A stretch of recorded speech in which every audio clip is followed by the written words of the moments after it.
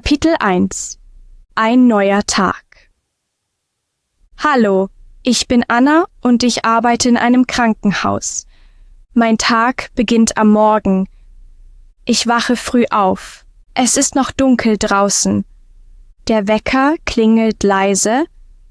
Ich atme tief ein und bleibe kurz liegen. Ich höre meinen Atem. Ich denke an die Arbeit. Heute steht eine große Operation an. Mein Patient, Herr Weber, wird heute operiert. Ich hoffe, dass alles gut geht. Ich sage leise, ich schaffe das. Dann stehe ich auf. Ich gehe ins Bad. Ich wasche mein Gesicht mit kaltem Wasser. Ich spüre das Wasser auf meiner Haut. Es macht mich wach. Ich putze meine Zähne. Ich schaue in den Spiegel. Ich sehe müde aus, aber ich lächle. Ich sage, Guten Morgen. Ich bürste meine Haare und binde sie zusammen. Ich ziehe meine weiße Arbeitskleidung an. Das Hemd ist sauber und glatt. Ich ziehe die Hose an und stecke mein Namensschild in die Tasche. Ich bin bereit. Ich gehe in die Küche. Ich mache mir einen Kaffee. Der Duft ist stark und warm. Ich nehme eine Scheibe Brot und streiche Butter darauf. Ich esse langsam. Ich denke an meine Aufgaben. Ich werde heute viele Vitalwerte messen. Ich werde Medikamente verteilen. Ich werde Patienten helfen, aufzustehen. Ich werde zuhören und ruhig bleiben. Ich trinke meinen Kaffee und schaue aus dem Fenster. Draußen wird es langsam hell. Ich sehe die ersten Lichter auf der Straße. Ich fühle mich ruhig, aber auch ein bisschen nervös. Ich nehme meine Tasche. Darin sind mein Stift, mein Notizbuch und meine Uhr. Die Uhr ist wichtig. Ich brauche sie, um Puls und Zeit zu messen. Ich ziehe meine Jacke an und nehme meine Schlüssel. Ich bin fast bereit, das Haus zu verlassen. Ich atme tief ein. Ich denke an Herrn Weber. Ich wünsche mir, dass er keine Angst hat. Ich schließe die Tür hinter mir. Es ist still draußen. Die Luft ist kühl. Ich sehe den Himmel. Ein neuer Tag beginnt und ich bin bereit, meine Patienten zu versorgen. Ich gehe langsam die Straße hinunter. Die Häuser sind noch dunkel, nur wenige Fenster leuchten. Ich höre meine Schritte auf dem Boden. Der Himmel wird heller, ich spüre die frische Luft auf meinem Gesicht. Ich gehe zur Bushaltestelle. In meiner Tasche ist alles, was ich brauche. Ich fühle das Gewicht der Verantwortung, aber auch die Freude auf den Tag. Ich denke an mein Team, an das Lächeln meiner Kolleginnen, an das erste Guten Morgen im Krankenhaus. Der Bus kommt gleich. Ich sehe das Licht in der Ferne. Ich atme tief ein. Der Tag hat begonnen und ich mache mich auf den Weg zur Arbeit. Kapitel 2 – Ein neuer Arbeitstag wartet. Ich komme am Krankenhaus an. Das Gebäude ist groß und hell. Ich sehe die vielen Fenster und das Licht im Flur. Ich atme tief ein. Die Luft riecht sauber und ein bisschen nach Desinfektionsmittel. Ich spüre ein kleines Kribbeln im Bauch. Ein neuer Tag beginnt. Ich gehe durch den Haupteingang. An der Rezeption sitzt eine Frau. Ich nicke und sage, Guten Morgen. Sie lächelt zurück. Ich gehe den langen Flur entlang. Ich höre Schritte, Stimmen, das Piepen von Geräten. Alles klingt nach Krankenhaus. Ich gehe in die Umkleide. Ich ziehe meine Jacke aus und hänge sie an den Haken. Ich öffne meinen Spind und nehme meine Dienstkleidung heraus. Ich ziehe meine weiße Hose an, dann meine Tunika. Ich binde meine Haare zusammen und stecke mein Namensschild an. Ich nehme meine Uhr, mein Stethoskop und meinen Kugelschreiber. Ich wasche meine Hände am Waschbecken und desinfiziere sie gründlich. Das mache ich jeden Tag. Saubere Hände sind wichtig. Ich sehe kurz in den Spiegel. Ich lächle mir zu und sage, ich bin bereit. Dann gehe ich auf die Station. Ich sehe mein Team. Meine Kolleginnen sind schon da. Wir sagen, Guten Morgen. Es ist schön, vertraute Gesichter zu sehen. Wir stehen im kleinen Dienstzimmer. Die Nachtschicht sitzt schon dort. Es ist ruhig. Jeder hört zu. Die Kollegin aus der Nacht berichtet, was passiert ist. Ich schreibe Notizen. Sie sagt, wie es den Patienten geht, wer Fieber hat, wer Schmerzen hatte. Ich höre aufmerksam zu. Ich denke an Herrn Weber. Seine Operation ist heute. Ich hoffe, dass er gut geschlafen hat. Nach der Übergabe bereite ich meine Arbeit vor. Ich hole die Patientenliste, lege mein Notizbuch und meinen Stift auf den Tisch. Ich sehe mir die Medikamente an. Ich kontrolliere, welche Tabletten und Tropfen ich heute brauche. Ich prüfe, ob genug Material da ist. Handschuhe, Pflaster, Verbände. Ich ordne alles. Ich spüre, wie ich ruhig werde. Das ist mein Moment vor dem Start. Ich höre das Summen der Geräte auf dem Flur. Ich atme tief ein. Ich bin da. Ich bin bereit für meine Patienten. Der Tag kann beginnen. Kapitel 3. Ein neuer Tag auf Station. Ich sitze mit meinem Team im Dienstzimmer.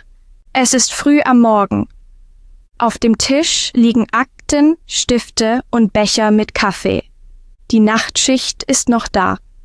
Eine Kollegin spricht ruhig und langsam. Sie erzählt, was in der Nacht passiert ist. Ich höre aufmerksam zu. Ich mache mir Notizen in mein kleines Heft. Ich schreibe die wichtigsten Informationen auf.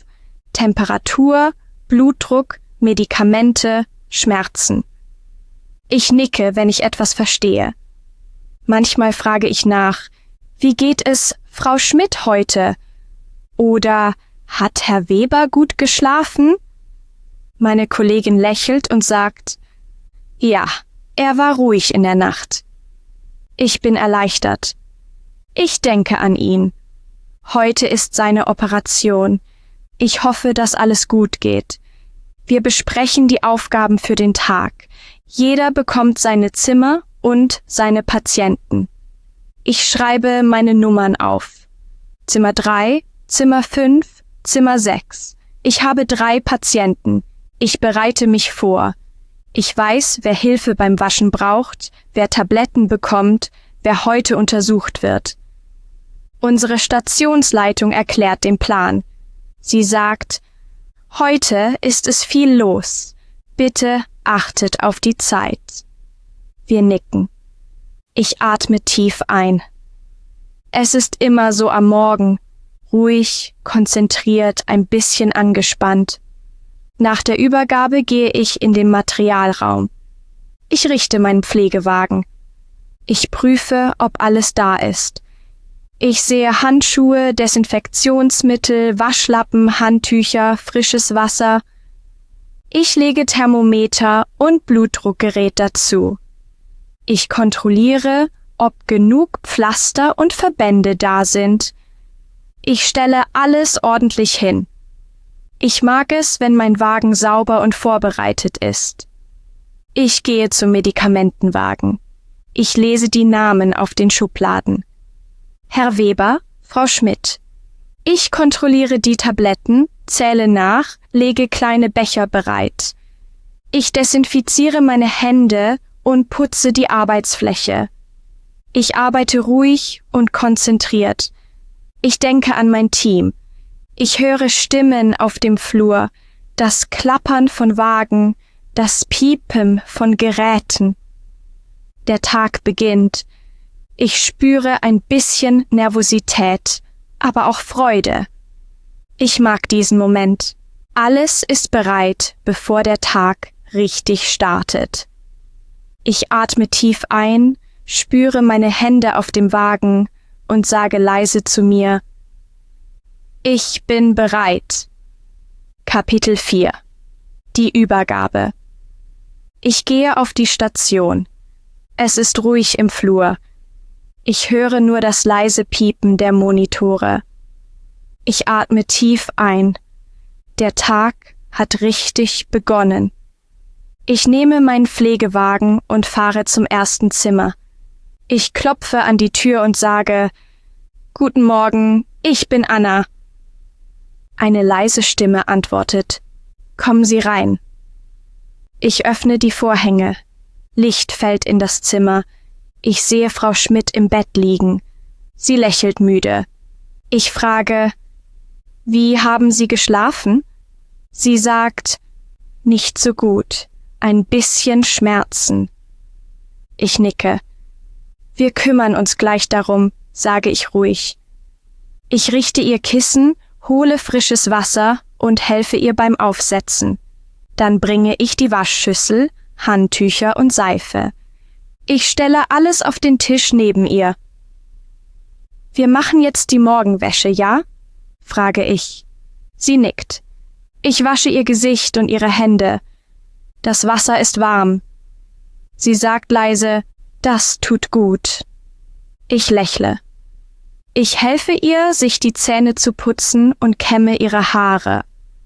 Dann ziehe ich frische Bettwäsche glatt und lege die Decke ordentlich hin. Ich achte darauf, dass alles sauber und bequem ist. Ich gehe zum nächsten Bett. Dort liegt Herr Weber. Er lächelt schwach. Heute ist seine Operation. Ich sage: Guten Morgen, Herr Weber. Wie geht es Ihnen? Er sagt: Ein bisschen nervös. Ich setze mich kurz zu ihm. Das verstehe ich, sage ich. Aber Sie sind in guten Händen. Er nickt. Ich messe seinen Blutdruck, dann den Puls. Ich höre mit dem Stethoskop seinen Atem. Alles ist ruhig. Ich schreibe die Werte auf. 120/80, Puls 77. Das ist gut. Ich sage: Alles in Ordnung. Er lächelt ein wenig. Ich bringe ihm Wasser und frage: Möchten Sie trinken? Er nimmt den Becher und trinkt langsam. Ich kontrolliere die Medikamente. Ich nehme eine kleine Schachtel mit seinem Namen. Ich lege 2 Tabletten in den Becher und gebe sie ihm mit Wasser. Das ist gegen die Schmerzen, sage ich. Er nickt und nimmt sie ein. Ich notiere es in meiner Liste. Ich desinfiziere meine Hände und räume den Wagen auf. Dann gehe ich weiter in das nächste Zimmer. Ich helfe einer älteren Dame beim Aufstehen. Sie hält meine Hand fest. Danke, sagt sie leise. Ich lächle und antworte: Gern geschehen. Ich spüre Wärme in meinem Herzen. Ich merke, dass kleine Gesten viel bedeuten. Ich schaue auf die Uhr. Es ist fast 9. Der Vormittag vergeht schnell. Ich bin schon ein bisschen müde, aber zufrieden. Ich trinke kurz Wasser und atme tief ein. Bald beginnt die Vorbereitung für Herrn Webers Operation. Ich hoffe, dass alles gut geht. Kapitel 5. Die Operation. Ich bekomme die Nachricht, dass Herr Weber jetzt zur Operation soll. Ich atme tief ein. Es ist soweit. Ich gehe in sein Zimmer. Er liegt wach im Bett und sieht mich an. Ich lächle. Guten Morgen, Herr Weber. Sind Sie bereit? Er nickt langsam, aber ich sehe, dass er nervös ist. Ich sage ruhig: Alles wird gut. Das Team im OP ist sehr gut. Sie sind nicht allein. Ich öffne die Schublade und hole das OP-Hemd heraus. Ich helfe ihm beim Umziehen. Ich lege seine Kleidung ordentlich zusammen. Ich nehme seinen Ring und seine Uhr und lege sie in eine kleine Schale. Wir bringen das später zurück, sage ich. Er nickt still. Ich überprüfe sein Armband mit dem Namen und dem Geburtsdatum. Ich kontrolliere die Patientenakte. Dann messe ich den Blutdruck und den Puls. 125/85, Puls 78. Ich schreibe die Werte auf. Alles in Ordnung, sage ich und lächle. Ich desinfiziere meine Hände. Dann rufe ich den Transportdienst. 2 Kollegen kommen mit dem Transportbett. Ich helfe, die Decke über Herrn Weber zu legen. Ich sehe, dass seine Hände leicht zittern. Ich halte sie kurz und sage leise, Sie sind in guten Händen. Ich bleibe hier und warte. Er sieht mich an und lächelt schwach. Wir fahren zusammen durch den Flur. Die Lichter an der Decke spiegeln sich auf dem Boden. Es ist still, nur das Geräusch der Räder auf dem Boden. Im OP-Bereich warten schon 2 Pflegekräfte in grüner Kleidung. Ich übergebe Herrn Weber an das OP-Team. Ich erkläre kurz, dass er ruhig ist und keine Schmerzen hat. Ich sage, viel Erfolg bei der Operation. Dann trete ich einen Schritt zurück. Ich sehe, wie sie ihn in den Operationssaal schieben. Die Tür schließt sich langsam. Ich bleibe einen Moment stehen. Ich atme tief ein. Ich spüre ein leichtes Ziehen im Bauch. Ich hoffe, dass alles gut geht. Dann gehe ich zurück auf die Station. Ich räume meinen Wagen auf und trinke einen Schluck Wasser. Ich bin ruhig, aber wach. Ich denke an Herrn Weber. Ich mache andere Aufgaben, aber meine Gedanken bleiben bei ihm. Nach einiger Zeit kommt die Nachricht, die Operation ist vorbei. Alles ist gut verlaufen. Ich atme aus und lächle. Ich bereite sein Bett vor.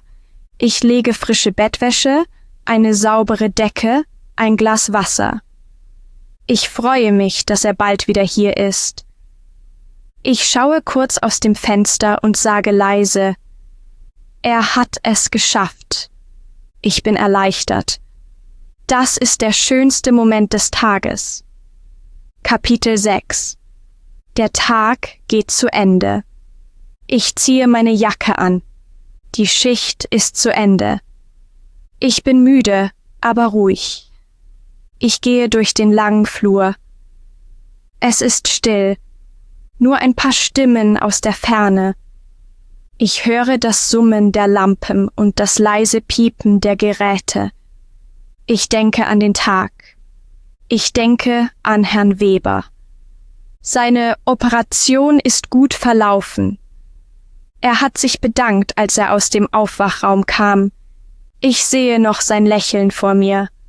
Solche Momente machen mich glücklich. Ich gehe zur Umkleide. Ich ziehe meine Dienstkleidung aus und hänge sie ordentlich in den Spind. Ich wasche meine Hände ein letztes Mal. Ich schaue in den Spiegel. Ich sehe müde Augen, aber auch ein kleines Lächeln. Ich sage leise, ich habe heute viel geschafft. Ich nehme meine Tasche und gehe hinaus. Draußen ist es schon dunkel. Die Luft ist kühl, aber angenehm. Ich atme tief ein.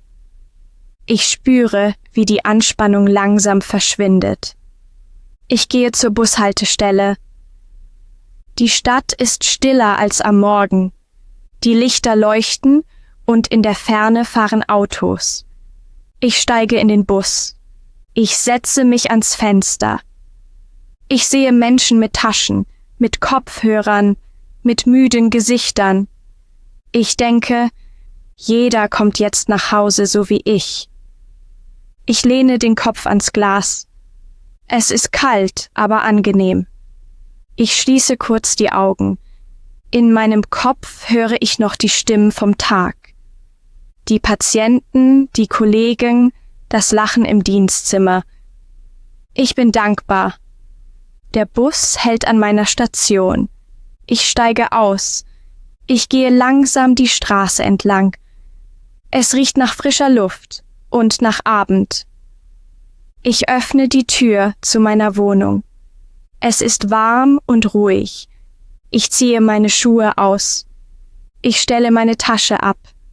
Ich mache mir eine Tasse Tee. Ich setze mich aufs Sofa.